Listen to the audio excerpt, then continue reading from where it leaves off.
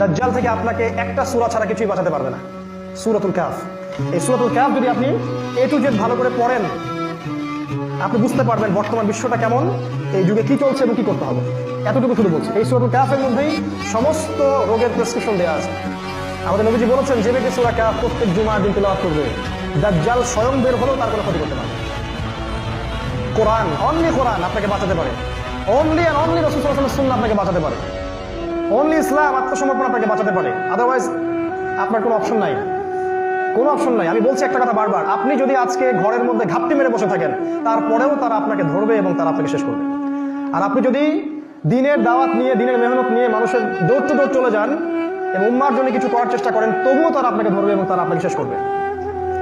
কোন এন্ডটা আপনার কাছে ভালো মনে হচ্ছে? ওই ঘরের মধ্যে ঘাপটি মেরে মৃত্যু, নাকি আল্লাহ রাব্বুল আলামিনের পথে ফি সাবিলিল্লাহ শাহাদাতুল্লাহ? এই ডিসিশন আপনাকে নিতে হবে।